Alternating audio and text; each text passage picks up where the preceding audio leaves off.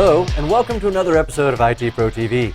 I'm your host, Mike Roderick, and with me today is Mr. Sean Oriano. How are you doing, Sean? Doing pretty good. How you doing? I'm doing fantastic. It's another exciting day here at IT Pro TV. We're continuing on with our Kali Linux series, and in this segment, we're going to talk about scanning for live hosts. You know, Sean, we've done a lot of talking about scanning in general, different types of scanning. This one we're going to focus our efforts on looking for those live hosts, because that's a big part of the penetration test process, right? Yes, indeed it is. What we want to do is we've located quite a few things coming in. We've got ranges of IPs. We have ideas of what the environment looks like. But now we want to go in further and see what systems we want to focus on, specifically which systems along a range of IPs. Which IPs actually do have a system that's behind it and is actually turned on would be the real way to look at that. Some systems are either going to be in a state where they are powered off, or there may not even be anything connected to it. In some cases, you may even have that wake on LAN deal that even goes through and interferes with these scans. At least the wake on LAN, we do have a way of dealing with that one, right in Kali. But the other stuff, yeah, it's definitely going to be a concern. Well, like here at IT Pro TV land, I mean, we've got a Class C that gives us 250 some possible hosts on that Class C network or subnet. We don't have 250 hosts. So if you're sitting there scanning each one of those IP addresses, maybe you're doing a port scan and scanning all 65,535 ports on each one of those IP addresses, well, you're wasting a lot of time, because half of those IP addresses don't have a host on them. The other half might be unplugged and gone, or like you said, turned off. So important that we figure out which hosts are up and running, so we're not wasting our time and wasting our whoever's paying us to do this penetration test, wasting their money as well. Yeah, and so we want to do this the most efficient way possible, so we have to locate those live systems. The really cool thing about it is that we have, just like we kind of had on the Windows side, we had things like Angry IP, for example, that could do this very, very quickly. We have single-use tools that do that on Kali, but we also have these multi-purpose tools that can do the same type of thing. It's just a question of which one you want to use, which one's really going to get the job done. Which one's the fastest in some cases. You've got a lot of possibilities here, so we're going to show you, in this segment some of these different tools that you have and what you can expect from them, and you can choose later on which one is going to be best for you in any particular situation. You're probably going to end up using a combination of them, to be honest.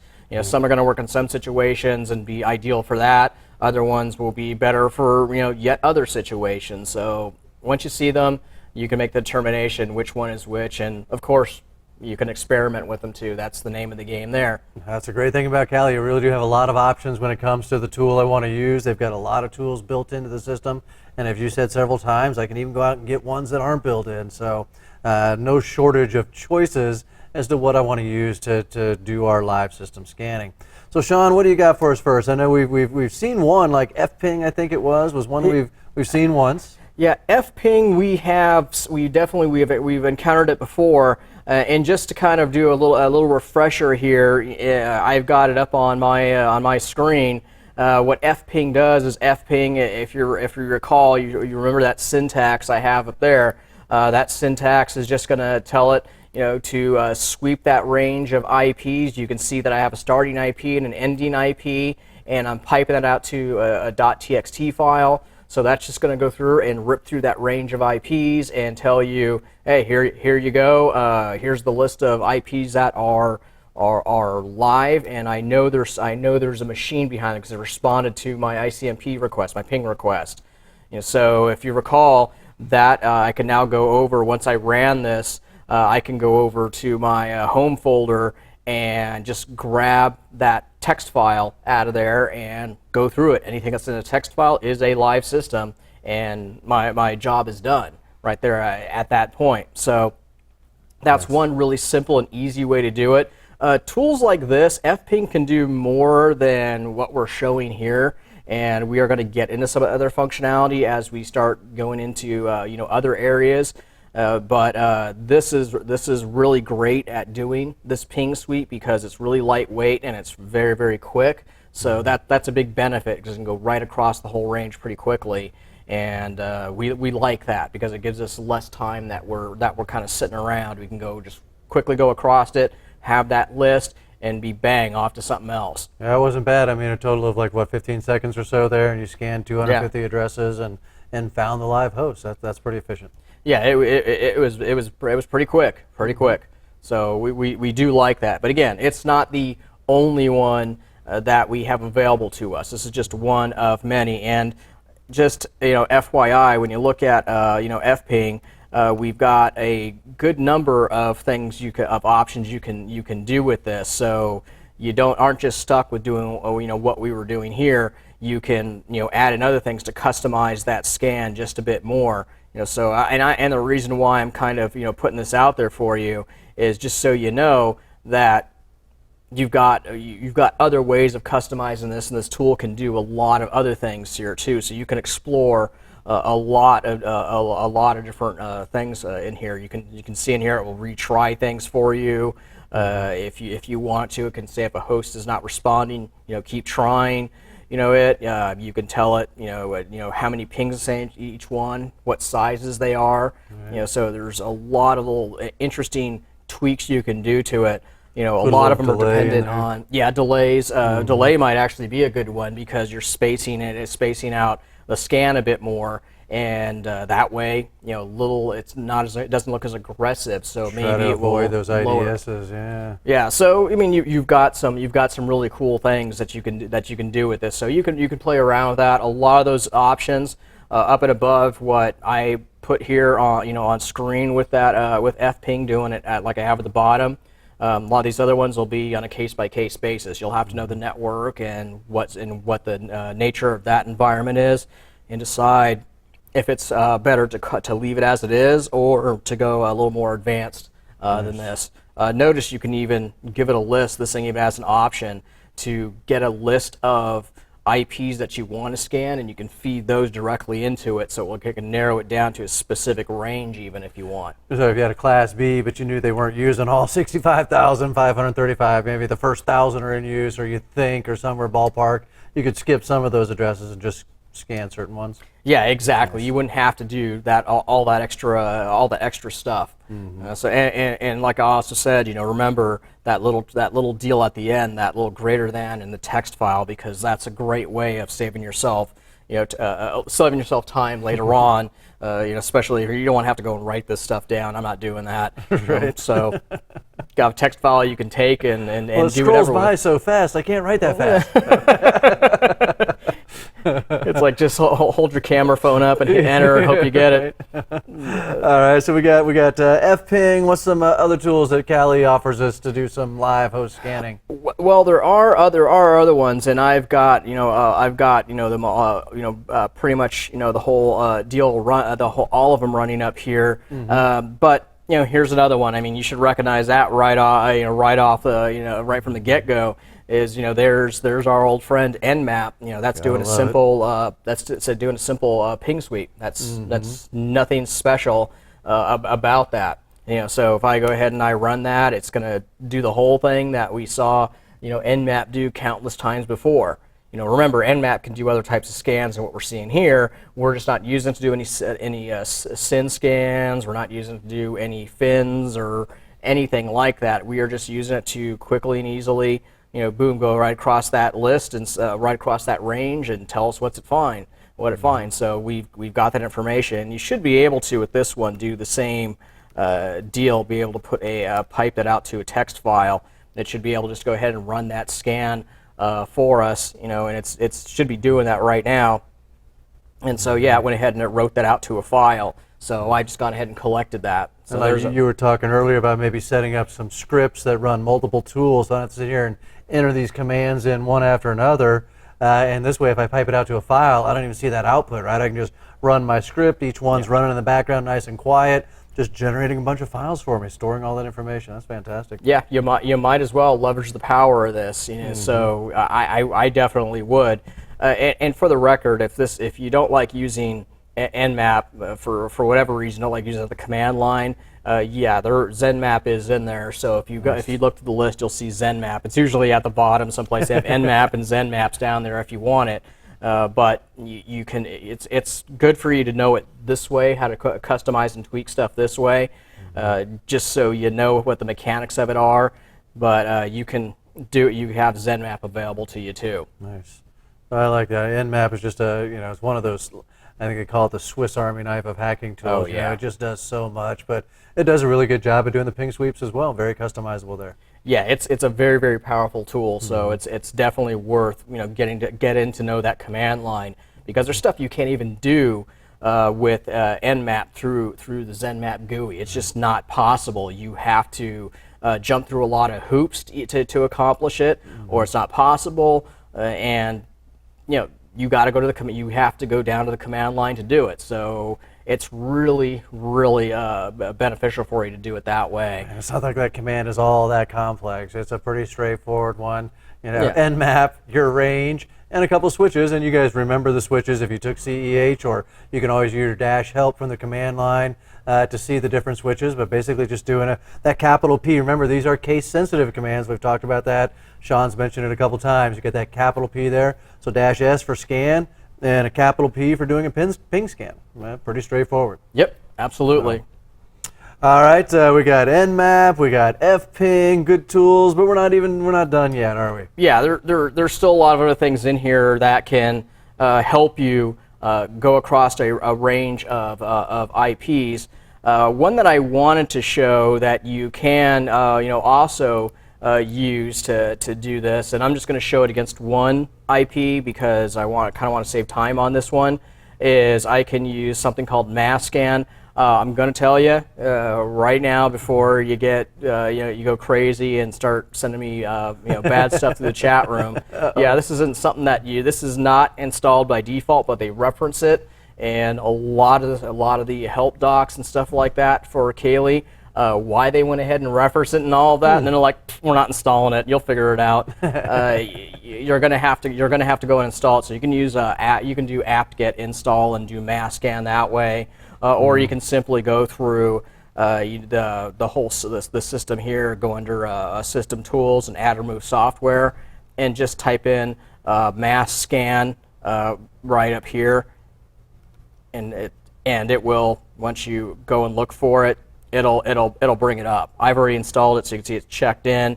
You're going to have to do that in yours. So be prepared for that. So what it can do is I can give it a range of IPs, and I can tell it what ports. That's what this switch over here does. It says the dash P means ports, and it's going to scan every port from 1 to 1024. I don't want to do anything outside the well-known ports. I'm just going to try to make this quick and easy. And this is going to be against my other test system, that Metasploitable system. I still have that running back there, so I'm just going to make it nice and easy and have it target that one. So if I run it, you can see it's just going to go through and do a scan against this, and it's really kind of a neat thing because it's another scanner just like Nmap is, but there's some other options in here that are kind of worth mentioning and kind of neat. One of them is that you can tell it to kind of randomize how it's going to scan, so it won't just walk right through the whole list and one after the other. It will jump around. That way it makes it a little less obvious. You'll even notice when you go look at those list of ports it scanned, those are not in order. It just went ahead and it got them all, but it didn't do it all in order. It just said, hey, here's the ones I found. Now obviously it did not just puke out about 1024 IP or ports on this thing, but it only showed the ones that are open. But you can tell very quickly that those are not those are not in order. It just jumped around, so it just doesn't look as obvious. And that helps try to avoid some of the intrusion detection or intrusion prevention systems, or setting off those alarms when you see this massive ping sweep going on. That's pretty good indication that something's going wrong. Yeah, I mean that would be a dead giveaway if you saw it just go right on down from 1 to 100 in one shot. It went right on down in sequence. There's not a ton of network traffic that's going to emulate that type of behavior on a day-to-day basis. Right. So if they see that's like that's unusual, you're now got eyeballs on you. But if it's random, that's closer to the way normal network traffic is going to look. So it's a little less conspicuous. I'm not saying it can't be picked up. I'm just saying it's a little less conspicuous. So we're trying to kind of hide there. So that's mass scan, and you'll notice that mass scan again, just kind of bring up all the options. I mean, it doesn't have a ton of options, but you can see in there that it's also can share information with Nmap, so you can export stuff from Nmap into mass scan for further analysis or to manipulate it a different way.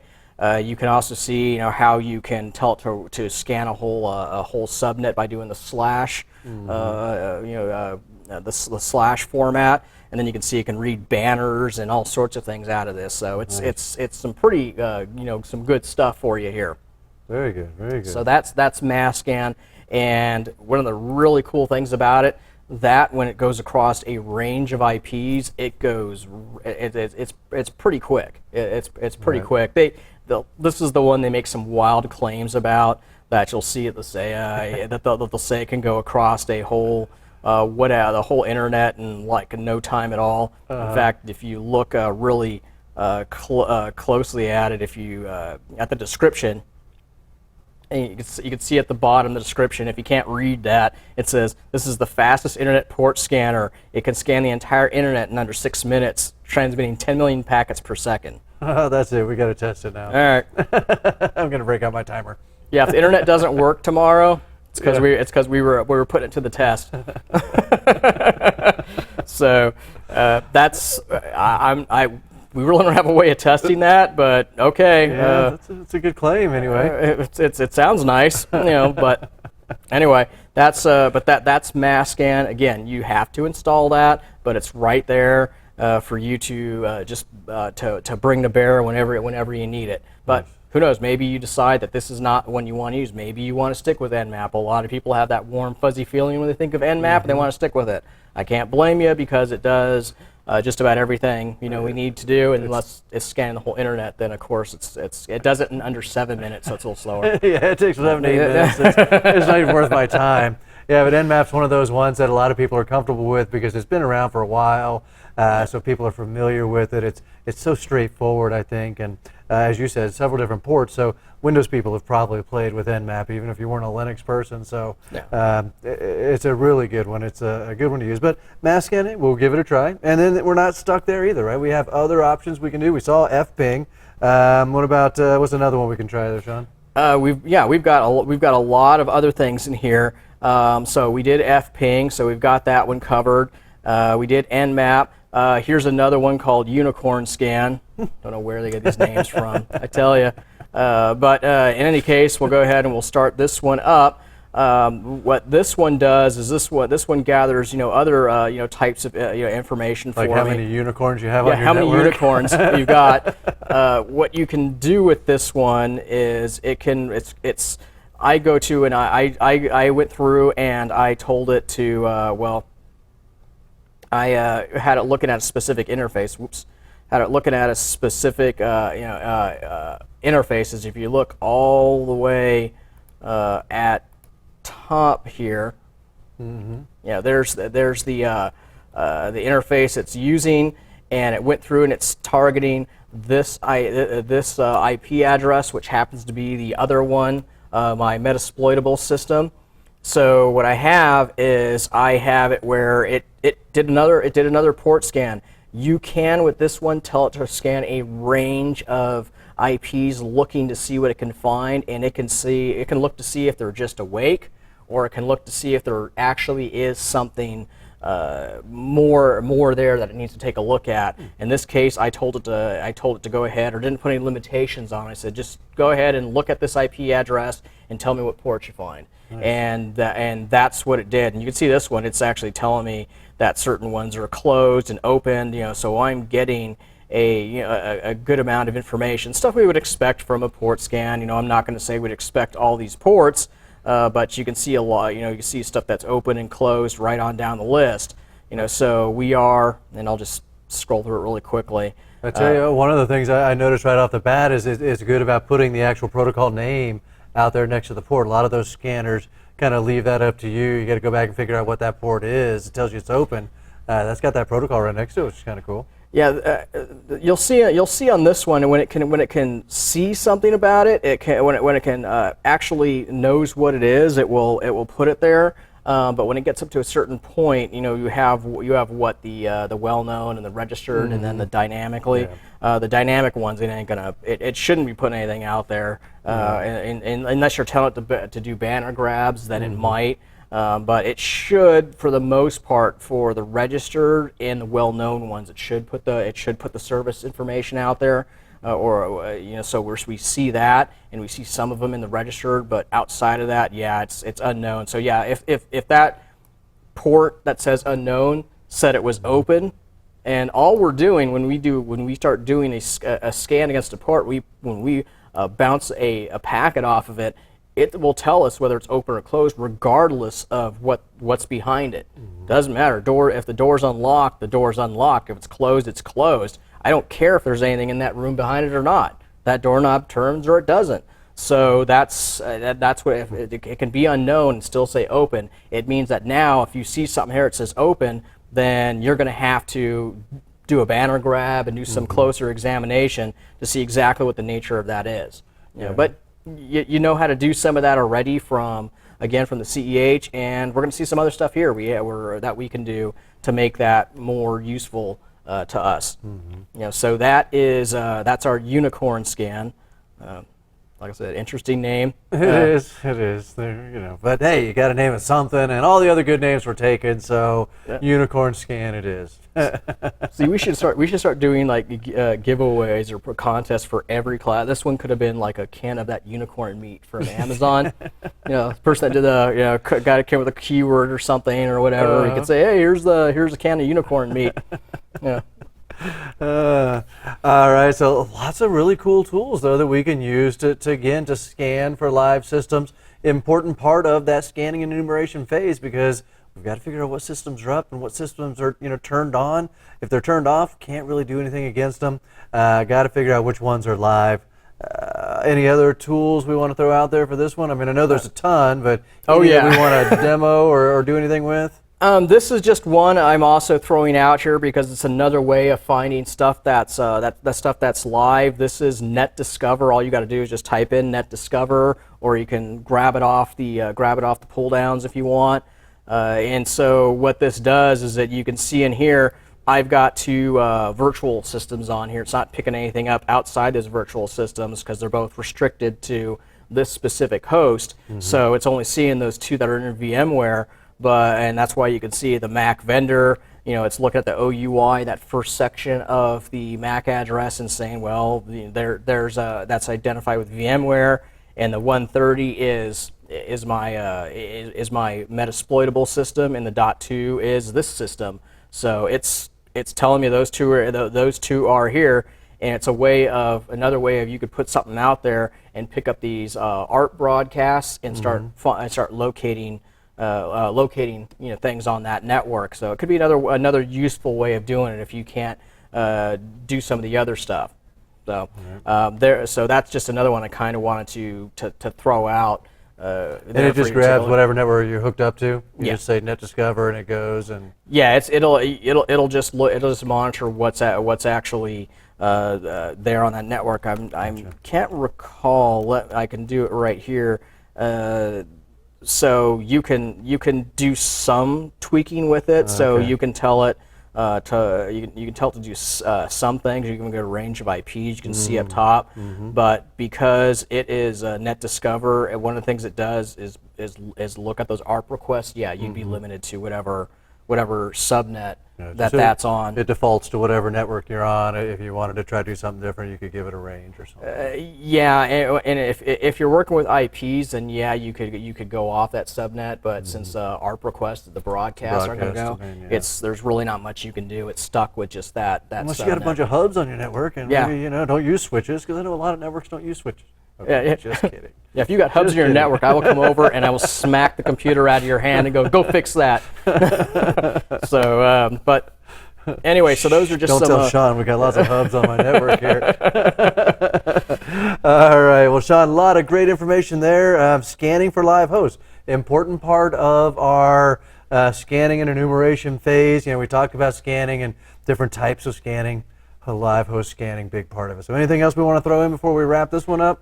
Well, we covered a whole bunch of ground down here. If you look under the information gathering menu, you'll see that there's some other ones on here that we just haven't didn't get to. There's other ones for doing stuff with DNS. Of course, they have some. Well, they've got the only ones we haven't covered are the ones with DNS, and there's one called Dimitri on there. So you could try those ones out too. Those ones are different methods of doing network scanning. So it brings so much stuff to bear, and there's just under information gathering under the network scanners, that's just a few of them. There's other ones that are stuck in other submenus that also do different forms of scanning. So it all depends on really what you're trying to accomplish. I mean, you've got so many. That's why I said you may take you some time, but you really should start experimenting with some of these different tools to see just what they offer you. You might actually find something that's a lot better than what you're using. So there you go. Yeah, explore. Hey, we can sleep when we're dead. We got tools to explore in here. So, all right. Well, tell you what, Sean, that's probably a good place for us to call it a wrap on this particular episode. A lot of good information there, scanning for live hosts. But for now, signing off for IT Pro TV, I'm Mike Roderick. And I'm Sean Ariano. And we'll see you next time.